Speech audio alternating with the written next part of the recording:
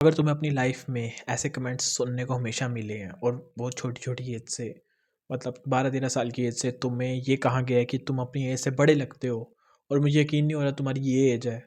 सो ये वीडियो तुम्हारे लिए है। देखो, if you look older than your age, इसमें प्रॉब्लम है। But when you look younger than your age तो इसमें भी प्रॉब्लम है। दोनों वे में देखो, अगर आप अपनी एज से कम लगते हो तो आपको लोग सीरियसली नहीं लेंगे। बट अगर आप अपनी एज से ज़्यादा लगते हो तो लोग आपको थोड़ा ज़्यादा बड़ी एज का समझेंगे, जो कि इतना अच्छी बात भी नहीं है। ध्यान से समझो, अगर तुम्हें कोई कह रहा है कि you look older than your age, that means आप अच्छे नहीं दिख रहे।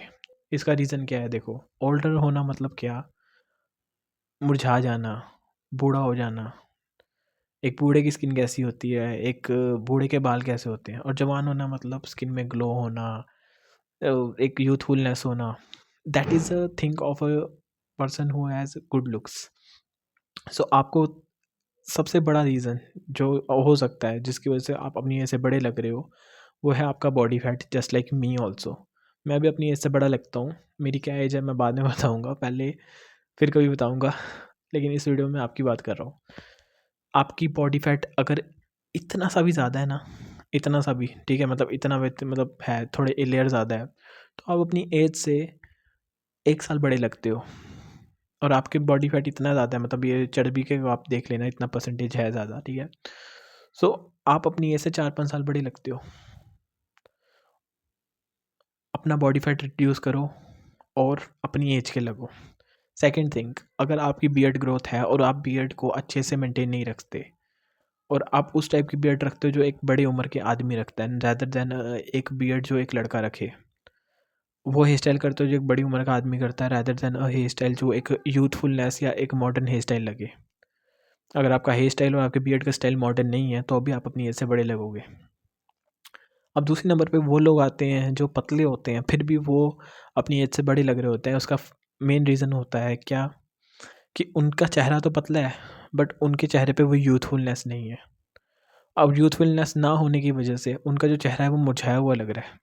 आप देखो, बहुत सारे जो मुरझाए हुए चेहरे वाले लोग हैं, आपको उसमें कभी यूथफुलनेस नहीं नज़र आएगी। आप किसी के चेहरे का ग्लो देख के उसकी एज का गेस करते हो, और जितना ग्लो कम उतनी ज़्यादा वो एज में बड़ा लगता है। और आपको अपनी ही एज का दिखना चाहिए, ताकि जो आपसे बड़े लोग हैं वो आपको थोड़ा-सा अच्छे से ट्रीट करें, आपको थोड़ा गाइड करने की इंटेंशन रखें, ना कि आपको ज़्यादा एक्सपेक्टेशन लगाएँ, क्योंकि आप उनमें आप एज से बड़े लग रहे हो और मैच्योरिटी की एक्सपेक्टेशन लगाए ज़्यादा ही। और आपसे जो छोटे हैं वो आपको अंकल अंकल बोलना शुरू कर दें। ऐसा आप नहीं चाहोगे, but if you look like a uncle तो लोग आपको अंकल बोलेंगे। ओके? सो जो ज़्यादा छोटे बच्चे हैं वो तो शायद बोल सकते हैं अंकल, क्योंकि उनका जो व्यू है नीचे से ऊपर जो देख रहे हैं हम, वहाँ से तो हम बहुत ज़्यादा लंबे होने लगेंगे, और बियर्ड वगैरह भी है तो शायद वो अंकल ही बोले अब। क्योंकि बचपन में मैं भी एक भैया को अंकल बोल देता था, वो गुस्सा हो जाते थे बहुत। ऐसे में बचपन में बहुत बार हुआ है, लेकिन आज हम खुद उस स्टेज पे आ चुके हैं, सो ये फ़ील हो रहा है। अब मेरी बात सुनो, बॉडी फैट रिड्यूस करो और अपने चेहरे पे ग्लो लाओ। अपना हेयर स्टाइल और बियर्ड स्टाइल, और प्लस अपना फैशन बहुत ज़्यादा इंपॉर्टेंट चीज़ है, वो अपना मॉडर्न करो आप, और अपनी एज के लगना शुरू हो जाओगे। और डोंट टेक टेंशन अगर आप बड़े भी लग रहे हो, लोग आपको मैच्योर समझेंगे, और अगर आप छोटे लग रहे हो इससे तो कोई बात नहीं, लोग आपको यंग समझेंगे। आपको लोग लेट अंकल या आंटी बोलेंगे। अगर आपको लग रहा है कि मैं तो 25 का हो चुका हूँ बट लगता 18 का हूँ, तो अच्छी बात है। आपको लोग लेट अंकल आंटी समझेंगे, क्योंकि जब आप 30 के भी हो जाओगे तो आप 22-24 के लगोगे। सो आपको फ़ायदा है, और अगर आप बड़े लग रहे हो तो अच्छी बात है, आपकी बात ज़्यादा सीरियसली ली जाएगी। ओके।